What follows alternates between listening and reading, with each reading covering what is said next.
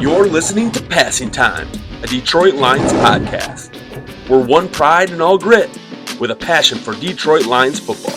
Whether you're between meetings, between classes, sitting in traffic, or just relaxing at home, if you have time to pass, pass it with Passing Time. Detroit Lions Talk. Hey, welcome back.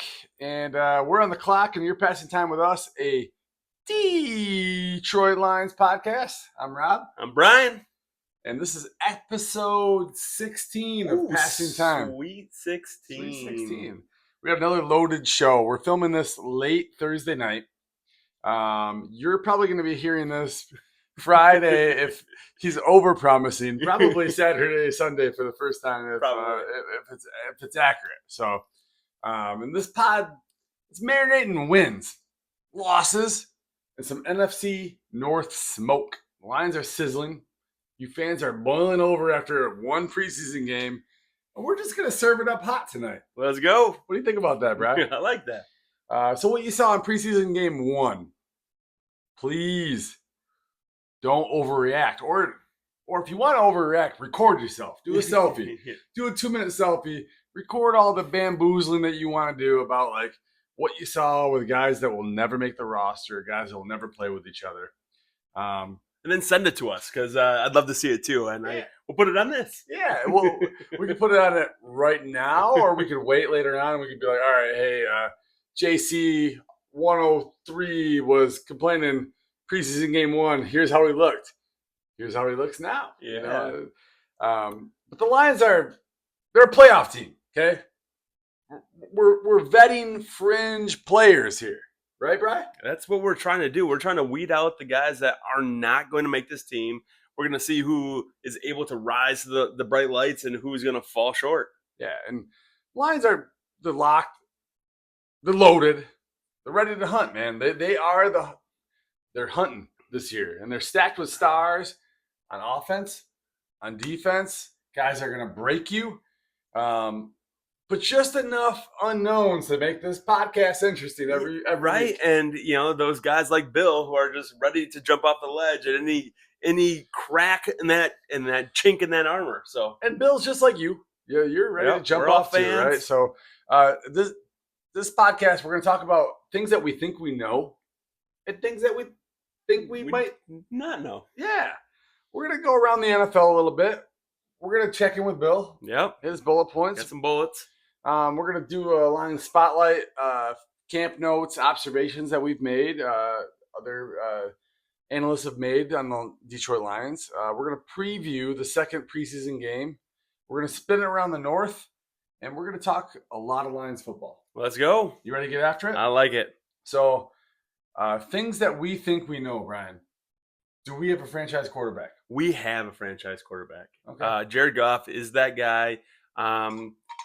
Top 5 last year, MVP candidate. 1, maybe 2 bad games in the entire season that probably held him from taking over that award. So, okay. Do we have a backfield? We have a 2-headed monster. We have Jahmyr Gibbs, who might be a top 3, top 2 running back in the league, and we have a underappreciated David Montgomery. Yeah, all right. Do we have wide receivers? We have 2 of the top 20, 1 of the top 5, and we have candidates that are potential that are continuing to thrive. You look at Tesla, who looked solid. He looked solid in that first preseason game. You have a consistent Tim Patrick, who he may have a rocky camp, but he is going to complete that role. We have Khalif Raymond. We got guys. It's one of our stronger position groups. I mean, it's the envy of the league almost, right? So, well, I think you downplay this a little bit. We have a top 5 wide receiver, a steady Eddie, and an Amon-Ra St. Brown. Yeah. We have a budding star, Jameson Williams. There is hype after hype after hype. Is like the light bulb just clicked on this guy. I'm sorry. I didn't mean to downplay it. I didn't mean to give him any disservice. Yes, J-Mo is looking great in camp. Amon-Ra is looking Amon-Ra-ish. And we are seeing guys that are are starting to blossom into some good things. It's another Tesla, another one. Is he going to be another one of those Brad Holmes like genius picks? So yeah, you want to talk about, okay, JMO's getting hype. Like JMO's been getting hype, but it's like, all right, he's ready to break out. Mm-hmm. Isaac Tesla, we saw it. We saw him look a little bit like a man amongst boys in that preseason game. We're hearing it now that he's taken reps with the first team. He's starting to ingratiate himself into the offense. I'm trying to temper my expectations for Tesla. One, he's a rookie. Two, I mean, he really has only played wide receiver for 4-ish years throughout college. He's an athlete. He's tall. He's strong. He blocks tenaciously. He catches the ball with his hands. He does all the things that you want him to do right. But we have to continue to remember that he's got a lot of things that he's going to need to learn. So he's played wide receiver for 4-ish years in college, right? Yep. So a lot of guys come out 3 years in college. You know, you see your Malik Neighbors, your Marvin Harrisons, the uber talented guys in 3 years, and they're ready to go. And that's accurate. But I mean, again, Tesla played 2 years at a Division II. Yeah. And then he played 2 years at Arkansas. And I don't think Arkansas utilized him to the most of his abilities. Which is why we got him in the third round. Exactly right. And I don't know if they knew what they had there. And we are starting to see what we have. We know the potential that he has. He is going to be, and we talked about it last week, a guy that's going to 100% help us in year 2, but is already making his impact on year 1. Yeah. So slightly pulling it back here. We have 2 solid running backs. Yes. 1 way above average quarterback. 2 really good wide receivers. What about tight end? Top 5, if not better, right? I mean, Sam Laporta is one of those guys that, again, like he is. Is it going to be the year of Sam Laporta? Is he going to be able to break out and be fed like we want him to be? I know he started off last year a little bit slower because he was dealing with some ankle injuries. He was dealing with some other stuff, but he's fully healthy. He's looking, again, solid. He blocks better than he gets credit for. Yep. He's a yak monster for a tight end. He runs seam routes. Like guys, like where's all the panic at? Like, well, as Aaron Rodgers says, everybody needs to relax. We got some weapons here, right? We got weapons. And that's not where the panic comes from. Okay. The weapons, the quarterback beyond quarterback 1 is not where we're not to the point where we're talking about what we don't know. Okay. Right? We're talking about what we do know right now. Fair enough. And if you want to like start to like go over to the dark side of the ball, you know, I'm looking at some good things on the defensive side. Okay, let's talk about Aiden Hutchinson then. Oh, we want to talk about the Hutch rule? Let's talk about the Hutch rule. The Hutch rule. Seems like a good time to talk about this. This guy, like during practice, is winning so much that they are saying, hey, we're not getting enough reps on the offensive side. We can't stop this play if Aiden gets past his blocker, and we're going to continue to play. So the Hutch rule means Aiden got a sack, but we're going to continue to play. So that's one thing that we think we do know is we got a fully healthy. He is dominant, fully healthy. Yeah. Fully healthy. All right, ready to go. So we don't have to spend a lot of time on this. Like, hey guys, like we have a guy here. Yep. And what's behind Aiden? Let's talk about linebackers. Linebackers, the trio that we have, the 3 guys that will be starting are good. They're, really good. Alex Anzalone, as long as he's happy. Derek Barnes, as long as he's healthy, and Jack Campbell is going to continue to grow. Those 3 guys are good. And in my opinion, you look at the depth behind them. We got a lot of good depth behind them too. So, and you say Anzalone, as long as he's happy, he's happy. Like he's a pro. He's gonna come in here. He's in a contract year, and he's gonna ball out. He's gonna ball out. You're right. He's going to say, hey, I produced last year. I'm going to produce again this year, and I'm going to get paid. It might not be with the Lions, but he's going to get paid in that 2026, 2027 season. So you have a first-class organization that you're rooting for in the Detroit Lions for the first time in a very, very long time, maybe your life. And we are finally in a position where we don't have to overpay guys that are already at the apex or maybe trending down in their careers that money that really was the money they deserved years ago, right? Absolutely. I mean, and it's nostalgia at this point. It's like pride. It's this loyalty that we have with these guys, which understandably, I mean, it's understandable, but at the same time, I mean, we're an organization, we're a business. We have to do what's best for our team, and we can't just look at individual players. Even though we all love Alex Anzalone, we know that he brings good things to our team. We're better with him on the field, but we are getting younger. We are continuing to grow, and we're going to continue to be a good franchise even without Alex Anzalone. Yeah. So Tigers analogy here is we love Miguel Cabrera, and we paid him for his prior years and like the 2 or 3 years that were coming, and then the 4 years that we knew were going to be tough, right? And then we sat through it and we complained. We said, this guy's hitting 230, can't play first base. He can only DH. Yeah. He can hit a double, turn into a single like nobody else's business, right? But would you take away those years prior in order to take away that contract later on? Absolutely not. But the Tigers were in a position where they're desperate. They needed Yeah. a star. They signed a star. The Lions, We're not desperate. we know who we are. We know who we are. So let's get into defensive backs. We'll get into this a little bit later, but our CBs, our corners, are starting to get a little bit thinner.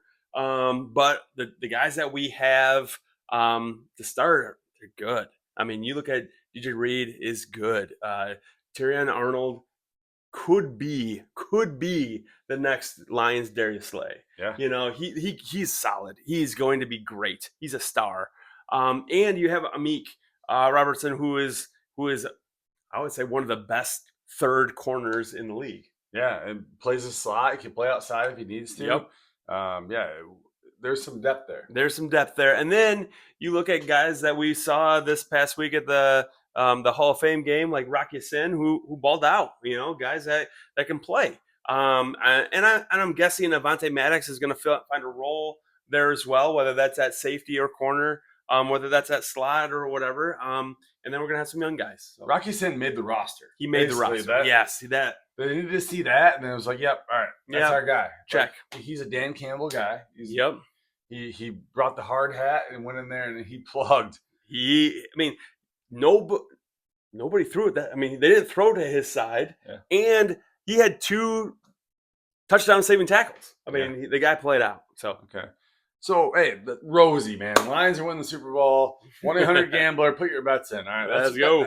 Those are things that we know. All right.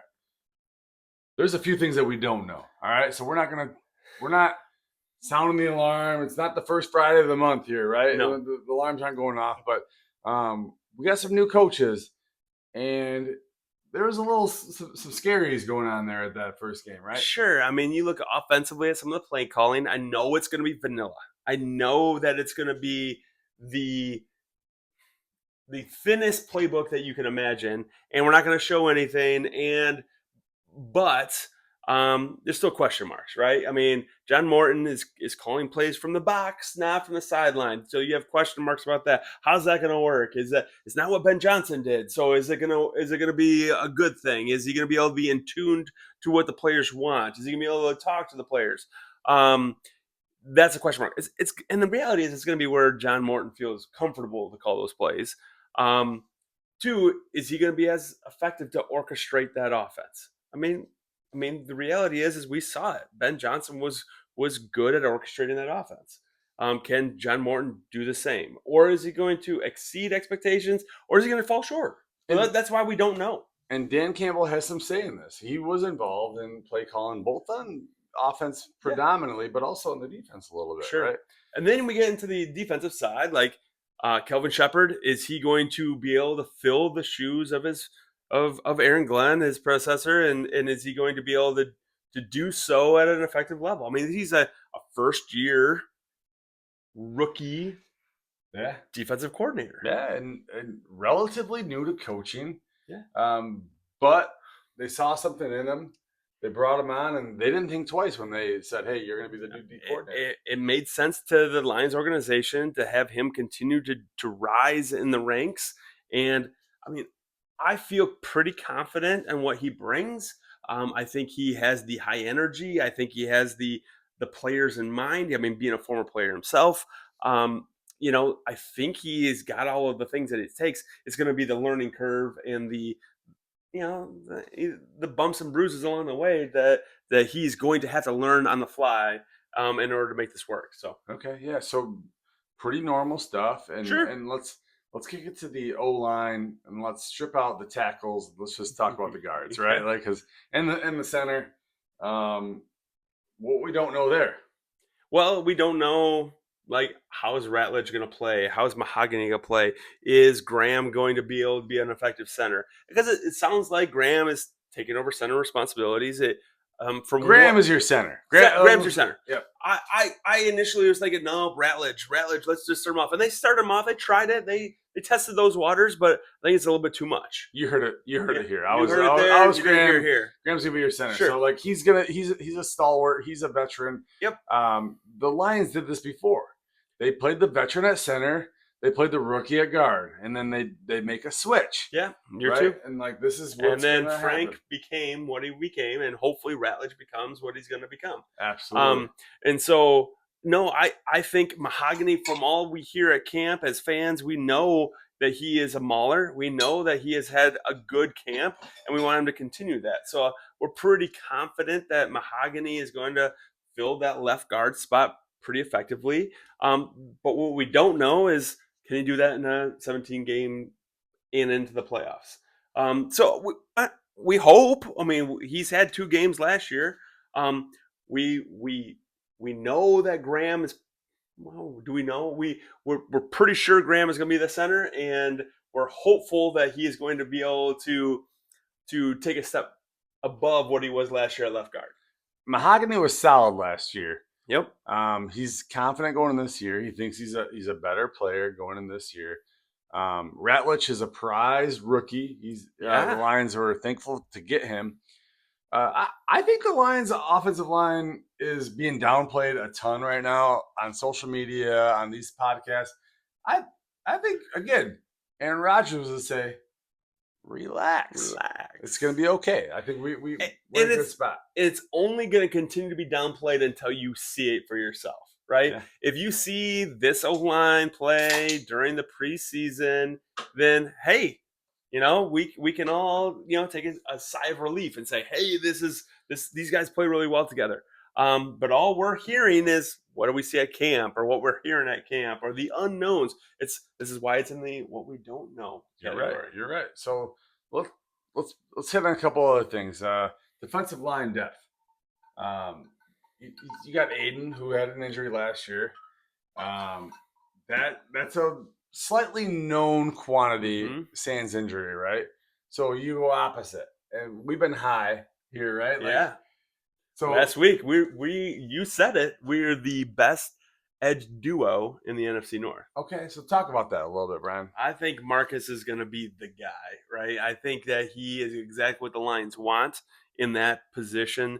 He is strong. He bull rushes. He plays the run effectively on his way to the quarterback, and he's a man among boys often. Hutch, we said it earlier, they put a flipping rule in because of him and his effectiveness. And I get it. This is sometimes between guys like Skipper and Manu and some second string or third string, some tackles, but it's also against guys like Panay at times too. So the reality is Hutch is healthy and Davenport is driven. So sometimes in preseason ball, it's like, if you hear reports like your offense is looking really good, it's like, oh man, I love that. But does that mean my defense is looking really, really bad? And when Hutch is looking really, really good, you have to wonder, okay, is there some breaks in the offensive line? What's happened? Decker's out. We've seen some one-on-ones where Hutch is just absolutely dominated. But there's a guy, Panay Sewell, who's also stonewalled him a few times too. That's right. So I mean, you've seen the clips of Hutch winning, but you've also seen the clips of Panay winning. So Yep. it's not a the sky's falling with Panay. I mean, he's still a stud. Yeah, yeah. So there's some quick hitters with your Lions. We're gonna get back into the Lions. We're just gonna tell you a couple things about the NFL around the around the NFL. Around the NFL, what might affect the Detroit Lions here. And one, if you're logging into DraftKings or if you're looking at some odds on where Micah Parsons might be traded, the number one team that is showing up is the Detroit Lions. He's not going to be traded. And he's not going to be traded to the Detroit Lions, all right? No. Are you willing to give up 2 first-round picks and a Jahmyr Gibbs or a J-Mo or a Branch or one of our high-end players? No. No, there's somebody staring on this computer saying, like, yes, I'm willing to give up whatever it takes. Like, why don't we give it up? Well, because then you'd be giving up Hutch, too, because you can't pay both of them. You can't pay both of them, right? And the same with J-Mo. Like, right? We might not be able to pay J-Mo because we have Amon-Ra and we paid him. And we're not Jamar Chase and T. Higgins over here, right? And and we can't pay our DNs, which is the exact parallel we're in right now, talking about bringing in another stud DN that we got to pay our current DN, but we're trying to pay our wide receivers. There's a lot of like. The reality is as simple as this: Micah Parsons is not coming to Detroit. Hey, cash me outside, Micah Parsons, because like it's not coming. So, hey. ESPN now owns part of the NFL. The NFL now owns part of ESPN. And you might be paying the higher price for it. Right. Okay. Well, who's getting the better end of that deal? I think they are anchoring themselves to each other. Yeah. Right? The NFL needs ESPN, the content, and ESPN needs the consistent revenue of the NFL. Yeah. And you and I used to love watching NFL Red Zone, commercial-free football, and enjoy it because commercial-free is going to be no longer. Yeah. It might hit you this year, but the next year is going to be a commercial here. And when you get your notification to renew, the price, you think it's going to be lower? No. It might be a little bit higher. Yeah. So that's interesting. It's good for content. It's bad for future cost. Yeah. NFLPA shakeup. The whole post scandal cleanup here. Do the players even know like what? It feels like it's getting like Teflon under the rug what here, is right? Going on? Yeah. Like, what is going on? Yeah, like. I would love to take this podcast to the strip club a couple times, use your money for it, and then just be like, you know what, you've been bamboozled. We're not going to talk about it. You think we get more viewers? I think we get more. Might have to click a couple extra buttons. Insane, absolutely insane. Lastly, around the NFL is some teams are featuring their first teamers. So Cincinnati said, hey, we've started off rough the last couple of years. 0-5, 2-6, something like that. We're gonna play Jamar Chase. We're gonna play Joey Burrow. We're gonna play T. Higgins. We're gonna go out there and we're gonna showcase our guy. Tonight we just watched Ashton Genty take the first couple snaps tonight. Yep. A totally Geno different. Smith. Yeah, Geno Smith was out there. Yeah. Yep. So, a little bit different than the Detroit Lions, who we featured nobody. And what's your take on that? I think it has to do with your coach. I think it has to do with your team. Like, what are you looking to accomplish? I mean, the Bengals were talking about, hey, we've started the last several seasons slow. Let's knock the rust off. Let's start the season as fast. If we want to start the season slow, let's do it in preseason so we can start the season fast once the regular season hits. And that makes sense to them. Now, what are the fears and tribulations of the Lions? It's injury, right? And so if we can get out of training camp and preseason healthy, that's where we want to live. And how do you do that? You play less snaps. Yeah. So it's a long season. Yep. And it's getting longer, right? And as a team that has playoff expectations, Super Bowl expectations, it doesn't really matter what happens in the first couple weeks of the season. Nope. Let's knock the rust off in week 1 and week 2 and week 3, and we'll get things trucking as it goes on.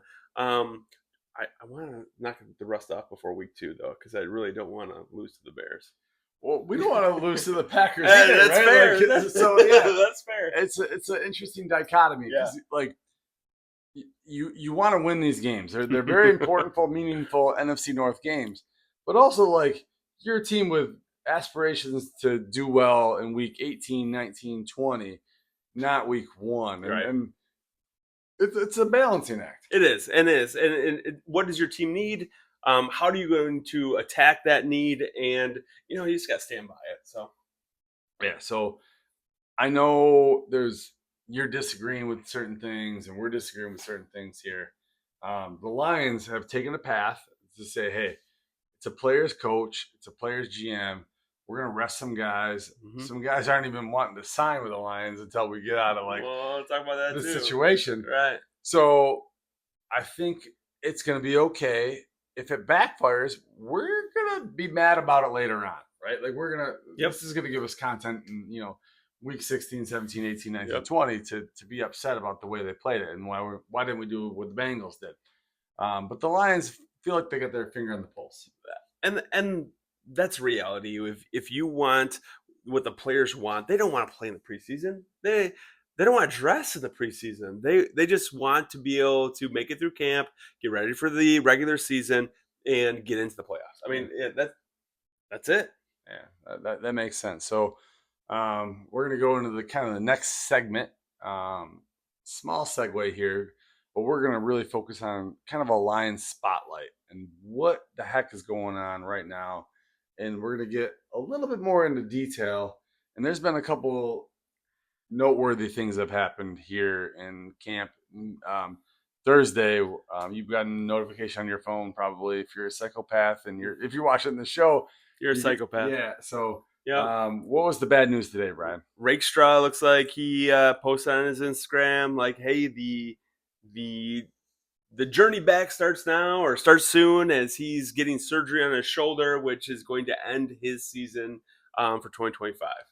And that's a bummer. We talked about earlier how Rakestraw was a chess piece, a wild chess piece. You can bring him out there. You can line them up. You can give our cornerbacks a break.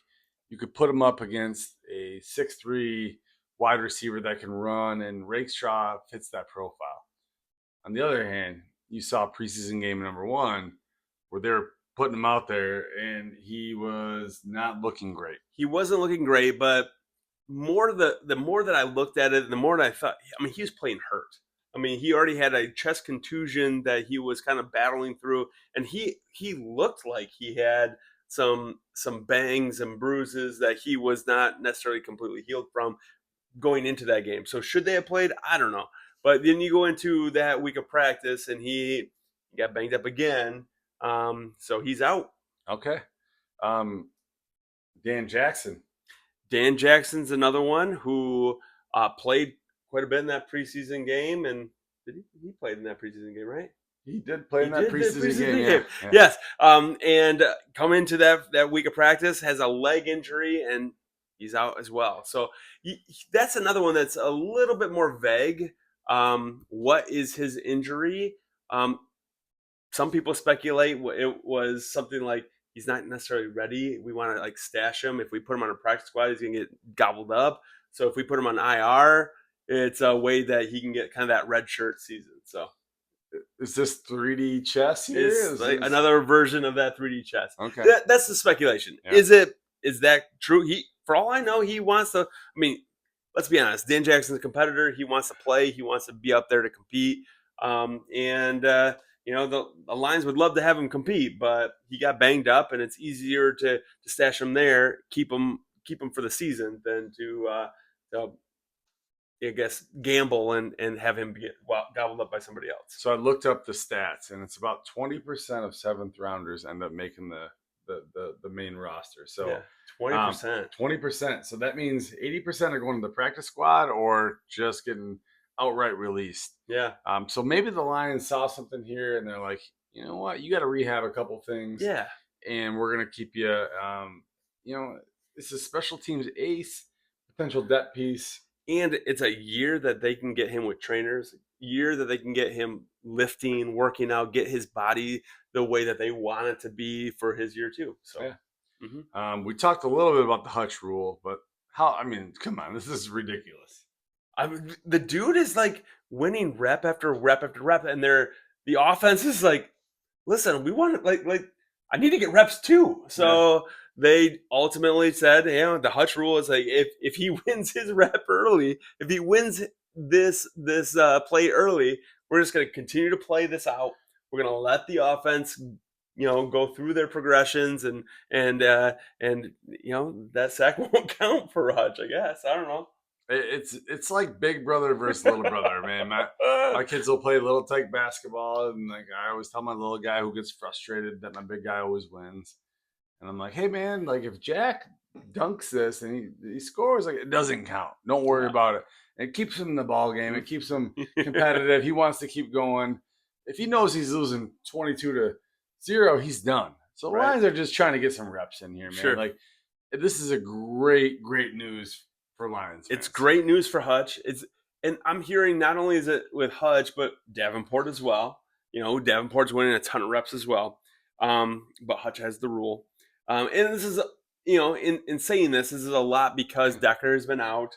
So it's been skipped. Wait. Davenport doesn't have the rule? Davenport doesn't get the rule. Okay, all right. Continue on. All right. So, like, hey, we are high on Davenport. A little bit of disrespect towards Davenport yeah. still. Yeah. He will earn his respect. He'll love it. And this has been against guys like Skipper and Manu and Jones and Miller and guys that aren't necessarily your first round talent. So yeah. Talk about the O-line. You saw, if you didn't see it, go back and watch. They put Christian Mahogany in the presser, and he looked like he just got done doing reps. He was huffing, he was puffing, but he looked like the ultimate teammate. He just looked like a culture guy. And what he talked about is everyone in the O-line is his brother. And he's like, I don't know where I stand, but I'm going to go in there and I'm going to try my best. And also I'm going to build up all these guys next to me. And I want them to do their best. With that being said, the Lions they're putting him in that presser for a reason. You're hearing good reports on him for a reason. Mm-hmm. This is a guy that is the Lions feel very comfortable with, and he's starting to show it. And that's awesome. I mean, the three spots, guard, center guard, are the question marks, and it's becoming less of a question mark for that left guard position. So that's good. It's a good feeling for Lions fans to know that spot's solidified. In my opinion, that center spot, we're gonna be fine. Graham Glasgow is going to be fine. He's going to be okay putting that. Is he going to be Frank Ragnow? No, but he's going to be fine. And our right guard is a rookie who is somebody who we're really excited about. It's somebody who is got the potential. He just needs the reps. Yeah, so we are getting settled in here. On the offensive line, and you saw the way the Lions brass reacted when they drafted Tate Ratledge. When they had the opportunity to get him, they feel very, very good about their guy here. This is a guy for now and a guy for the future. So it's somebody that the Lions are going to be fine with for the next 4 years. So yeah, so I mean Tate's going to be right guard. The O-line needs some time to mesh. Just hey, take some time. We don't need to overreact. We still have a month before Green Bay, so we got time to work the kinks out. So there were some areas that we talked about having rich people problems, and I thought, beginning of the year we talked about O-line potentially before we heard about Frank. We talked about defensive back with Enos, and he's gone now, and now we just got regular people problems here, right. Regular franchise problems. We've lived in a world with 4 of our 5 offensive linemen being like borderline all pros. right? And, that's where we're at. Pro Bowl / All Pro, like that's where we've lived, and so so now we're taking a step back, and only 2 of our 5 offensive linemen. This is a normal NFL team. We're not anywhere. Yes, are we worse than we were last year? Yes, but at the same time, could we be better potentially? Maybe. That's the unknown. I don't. We are probably worse. We got to be worse, right? Frank Ragnow was great. Zeitler was solid. Panay and Decker are still there, so we're good. But Can Panay as a young 20-year-old get better, right? Like, I mean, I don't know. Like, it feels like we always hear about all the other teams getting better. This guy is one more year in the system; he's getting better. And we always discount our own team, like, oh yeah, like nobody's getting better in the Lions. So, like, no, you know what? These guys are getting better. And Panay's not old, right? Yeah. He's still a very young. Did Christian Mahogany get better? Yes. Could he be Jonah Jackson this year? I hope not, because Jonah Jackson it wasn't healthy. Solid player, getting contracts, all right? So that's a potential, and right. We've come 35 minutes into this podcast, and we haven't talked about our first rounder, Tyleek.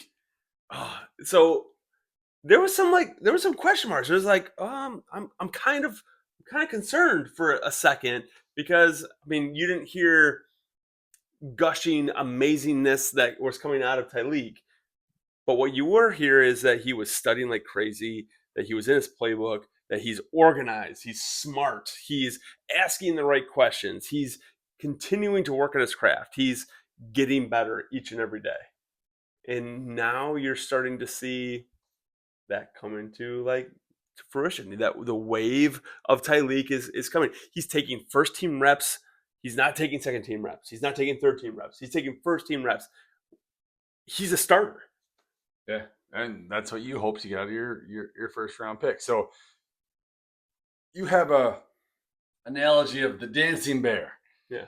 But also you give him all the white wide receiver analogies of he's smart, he's organized, he studies, he takes great notes. I mean, the line, everything is like the sky's the limit here. As Michael Jordan would say, the ceiling is the roof here with Tyleek, and the Lions are very, very comfortable with him, and they're going to put him out there when they want to put him out there. Yeah. And they feel very comfortable with him. Yep, I like him. I think he's one. We're going to rely on him early in the season, and I'm excited to see what he can do. And we didn't get Brad Holmes on our podcast. We tried. We reached out. We were second in line. He decided he went on 97.1. Right? Yeah. What do you say? We had John. We talked about edge, and we had that exchange about I don't understand. Za'Darius Smith, not an elite edge, right? I know that was a different conversation. Za'Darius is still out there. Is there interest on your side? Yeah, look, Za'Darius did a lot of good things last year for us, and we said we're going to keep in contact with his agent. But, everything's not just one-sided. Za'Darius has expectations. The team has expectations. Sometimes it takes a while for those things to get on the same page. There's obviously still interest there. We've been keeping in touch. Za'Darius is still in contact. We're still in contact with Za'Darius. Everybody's been clamoring and excited, like, when is Za'Darius coming? Well, Za'Darius does not want to come to training camp from reading between the lines of Brad Holmes. Smoochy. just letting you know. But they have been in contact. It takes 2 to tango. And Za'Darius, in my opinion, will still be here in a Detroit Lions uniform before week 1. Lock it down? Lock it down. Put it down. Go.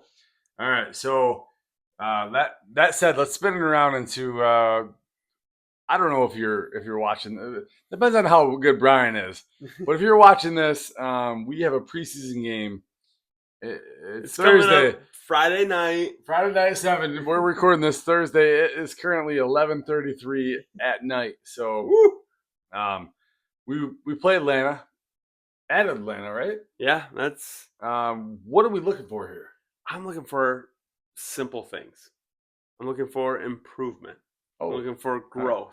I'm looking for the guys that are probably going to be fringe players making steps. I'm looking at a Grant Stewart not fumbling on the opening kickoff. I'm looking at Manu, being able to play an effective or offensive tackle. I'm looking at Hendon Hooker making good reads, making good decisions. He was pretty tough on himself after that game. You He know, gave a presser, and he was pretty Yeah, tough on I himself. mean, he gets the start in this game, so he's going to have a little bit of better, wide receivers to throw to. He's going to have a little bit better offensive line to protect him. He's going to have a little bit better running back in order to support him there as well. So we'll see. I mean, you've heard in camp that he's looked good, looked good. I mean, in that game he didn't. I mean, and maybe that's I've tried to do too much. I made my reads too quickly, or I'm trying to rush things. Where last year things were slow to process. I just need improvement. Yeah. As fans, we need to see something out of the backup quarterbacks as well, right? Jeez Louise, yeah. So we're looking for that as well. We're looking for Lovett, Tesla, Hassanin, Manu. Like, is there anybody else that we're kind of looking to kind of spotlight here? In an ideal world, we get Tyreek on the field and just get a glimmer of what he can do. To take NFL reps, or Ratledge to see what he can do with NFL reps. But at the same time, you don't want to risk him getting hurt. So yeah, that makes sense. So, yeah. Let's get into Bill's bullet points. Yeah. So, episode 16, Bill's bullet points. He's got a couple things to say, right? And Bill's always got a couple things to say. So, Brian, in your latest conversations with Bill, where's he at? He's still he's still concerned. He's still concerned.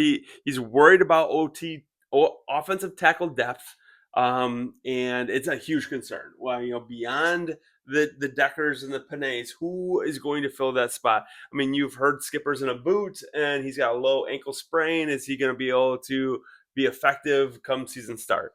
I think so. I mean, I think he's going to be fine. But beyond him, is it Manu? I mean, Manu.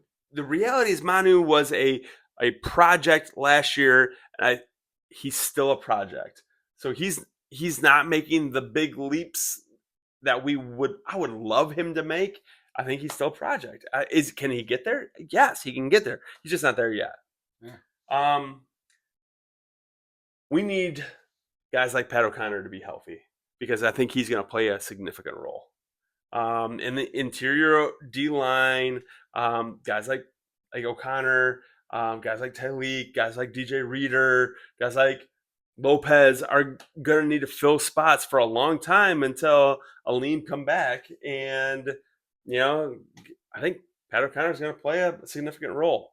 Beyond that, you look at the edge positions, and those positions as well are going to be, beyond the Davenports and Hutches are the depth is thin. So, but those guys are going to hypothetically be out there when it means something, right? When the lights are brightest, I think they're ready to go. And Derek Barnes is going to spell some opportunities in there as well. That's correct. I mean, that Sam linebacker, I think Kelvin Shepard is going to utilize guys like Barnes in unique ways this year.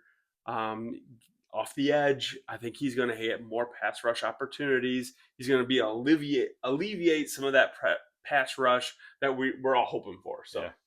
And you and I watched preseason game number 1, and if you're watching this, it's probably already preseason game number 2 has happened, and we have backup quarterback anxiety right now. We do. But the thing is, if Goff gets hurt, we're already backing up into a tough season, so let's not overreact. Just like a majority of teams. I mean, got 32 teams in the league. I would say maybe 2 of them have a decent backup. 3 of them have, I can't name them all, but right now, if we have Goff get hurt and have to miss significant time, it's going to be a rough season.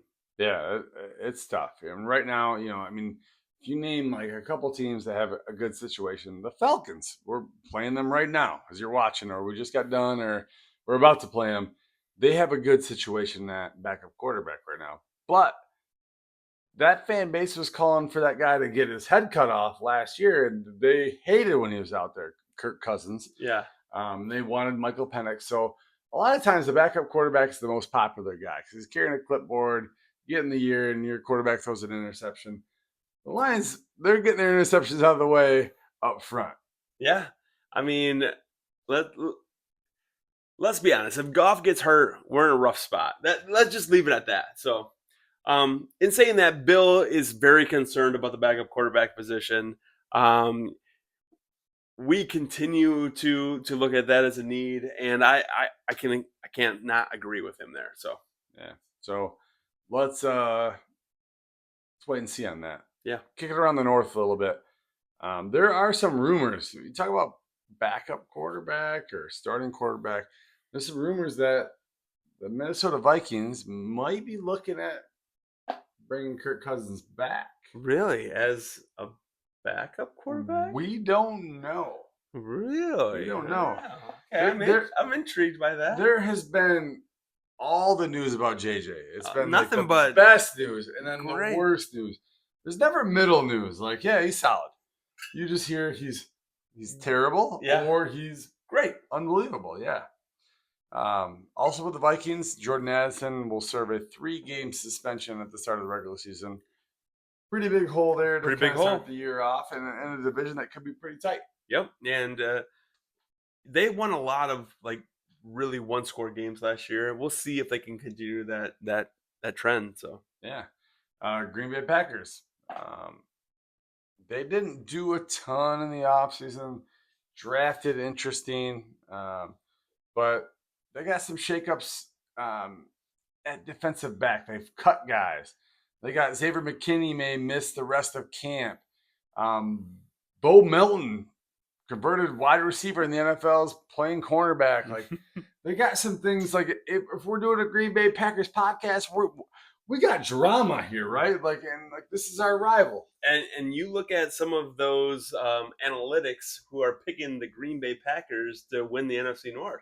Yeah, you know what? Those analytics are bullshit. All right, so also offensive line is a little bit of a juggling act. They got Travis Glover's in the IR. Smith just got brought in. Rookies are getting snaps like their lifeguards throwing buoys in the deep end to save people, man. Like they have some issues right now, and we are hyper focused on the Detroit Lions, and we feel like all of our problems are here in center, and nobody understands how we feel because it's all the Lions. Take a second, Right? pop your head out of the water. All the teams have all the problems. All the teams. And now you're going to start hearing those more and more because now all the teams are playing preseason games too. So Yeah.